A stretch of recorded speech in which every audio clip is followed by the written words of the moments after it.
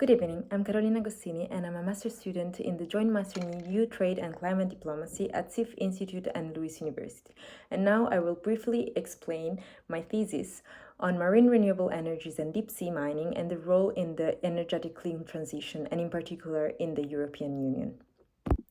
So the core question I was interested in was if these kind of marine-based solutions can improve the decarbonization process and help us combating climate change, or conversely, the environmental costs are too high and would create vicious cycle, a counterproductive process.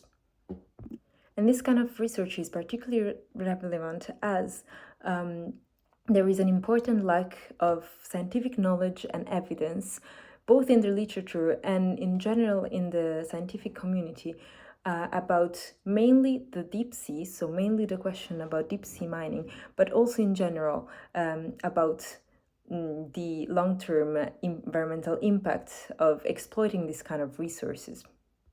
To do so, I used a mixed approach, one that explores both the literature, including academic papers, scientific reports, scientific studies, but also official documents from the institutions and mainly from the European Union, but also integrated qualitative interviews to three main experts. These were Earth system scientist Catherine Richardson, deep sea expert Diva Amon, and finally Xavier Guillou from the European Commission and DG Mare, specifically expert in marine renewable energies. And the key findings that I gained after all this research are mixed, because on the one hand we have marine renewable energies and they cannot be compared to deep sea mining in any way. And that's because marine renewable energies pose some impacts on the environment and ecosystems. For example, noise pollution, or they interfere with migratory routes, or also disturb benthic habitats. But at the same time, with proper environmental impact assessments and cumulative impact assessments and strong regulatory framework, these negative effects can be decreased, and the benefits from this kind of renewable energies are very important for our clean transition.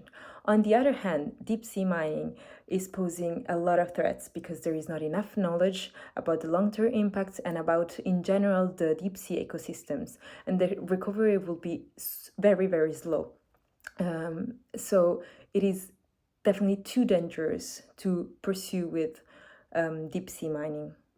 And this is exactly reflected by the approach of the European Union, which is of strong support to marine renewable energy technologies, and in particular on offshore wind power, but on the other hand, a strong stance against deep sea mining with the moratorium that was called for by the European Parliament, and with some countries like France banning completely this kind of practice. And this kind of approach is also widely supported by the entire scientific community, and by some other countries, mainly coastal and island countries. How I had the honor to witness personally at the UN Ocean Conference in Nice at the beginning of June. So I hope you will enjoy the reading and find this topic as interesting as I find it. And I thank you very much for listening.